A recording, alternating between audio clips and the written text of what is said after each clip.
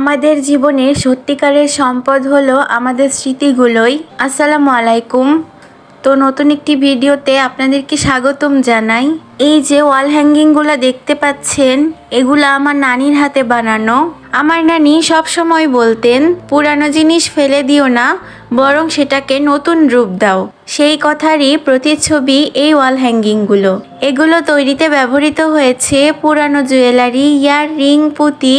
ছোটবেলায় নানির পাশে বসে বসে দেখতাম উনি কিভাবে একটার পর একটা সুন্দর সুন্দর হ্যান্ডক্রাফট তৈরি করতেন। তখন হয়তো বুঝতাম না, কিন্তু এখন বুঝি এগুলো শুধু কারুশিল্প না, এগুলো হলো আমার নানির হাতের ভালোবাসার ছোঁয়া। এই বইগুলো হয়তো বাইরে থেকে খুব সাধারণ লাগছে, কিন্তু এগুলো আমার স্কুল লাইফের অংশ। প্রতি বছরই স্কুলের সাংস্কৃতিক প্রতিযোগিতায় অংশ নিতাম। গল্প বলা, আবৃত্তি, বিতর্ক প্রতিযোগিতা, এক একটা ইভেন্ট যেন আমার জন্য এক একটা নতুন চ্যালেঞ্জ ছিল তখনকার সময়ে। তবে এসব প্রতিযোগিতায় জেতার আনন্দের চেয়েও বড় ছিল শেখাটা। জানি না কবে থেকে একটা অভ্যাস তৈরি হয়ে গেছে, একটু এলোমেলো হয়, তারপর হুট করে একদিন গোছাতে ইচ্ছে হয়।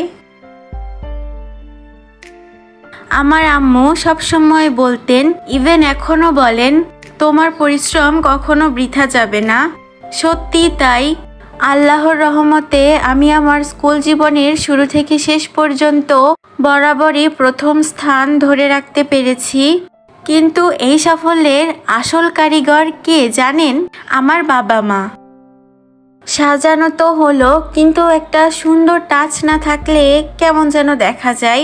তাই বুকশেলফের উপরের দিকটাতে সুন্দর একটা কাপড় দিলাম, আর এর উপরে একটা রিয়েলিস্টিক বনসাই রাখলাম, যেন একটু ন্যাচারাল ফিল আসে। একটা ছোট্ট জায়গা, কিন্তু তার প্রতিটা কোণায় লুকিয়ে আছে আমার অনেক অনেক স্মৃতি। আমি জানি এটা খুব জাঁকজমক কিছু না, তবুও এতে যে ভালোবাসা আর যে যত্ন নিয়ে আমি সাজিয়েছি, আপনাদের চোখে সেটা কেমন লাগলো জানার অপেক্ষায় রইলাম। বুকশেলফের সবচেয়ে উপরের তাকটা আমি সাজিয়েছি একদম আমার মতো করে। এখানে আমি ল্যাপটপ রেখেছি, যেটা আমি বেশিরভাগ সময়েই ইউজ করি। এটার উপরে আমি সুন্দর একটা কভার দিয়ে দিলাম, যেটার কালার কম্বিনেশনটা আমার কাছে খুবই ভালো লেগেছে। উপরের দিকটাতে আমি ওয়াইফাই রাউটার রেখে দিয়েছি, আর সাথে রেখেছি কিছু ছোট ছোট শোপিস, যেগুলা সবই আমার নিজের হাতে তৈরি করা।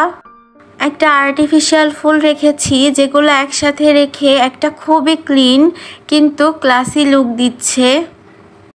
চেয়েছিলাম এই তাকটা যেন একদিকে কাজের জন্য ইউজফুল হয়, আবার অন্যদিকে একটু ওয়ার্ম আর্টিস্টিক টাচও থাকে। দ্যাটস ওয়াই সব কিছু খুবই ব্যালেন্স করে রাখার চেষ্টা করেছি। সবচেয়ে নিচের তাকটা আমি রেখেছি একটু ভারী আর ক্লাসিক জিনিসের জন্য। এখানে আমার দুইটা ক্রেস্ট রাখা, যেগুলো আমার স্কুলের একদম শেষের দিকের অর্জন। মাঝের তাকটা আমি এক্সক্লুসিভলি ডেডিকেট করেছি বইয়ের জন্য, আর পাশে রেখেছি কিছু মোটিভেশনাল বই, যেগুলো আমি মাঝে মধ্যে পড়ি মন খারাপ হলে বা কিছু শেখার ইচ্ছা হলে। তো এই ছিল আমার আজকের পুরো বুকশেলফ সাজানোর জার্নি।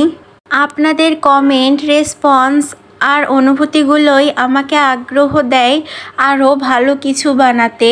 তাই কমেন্ট করে জানাতে ভুলবেন না ফাইনাল লুকটা কেমন লাগলো আপনাদের কাছে। সাজানো শেষ করার পর মনে হলো একটু পার্সোনাল টাচ অ্যাড করি, তাই বানিয়ে নিলাম একটা সুপার ক্লে দিয়ে কিরিং। এতে নিজের নাম আর একটা ছোট্ট পিকাচু অ্যাড করলাম, যা পুরো লুকটাকে আরও কিউট করে তুলেছে। যদি ভালো লাগে তাহলে অবশ্যই আমার চ্যানেলটি সাবস্ক্রাইব করবেন, এবং থেকে দেখে থাকলে অবশ্যই ফলো দিবেন। আল্লাহ হাফেজ। আসসালামু আলাইকুম।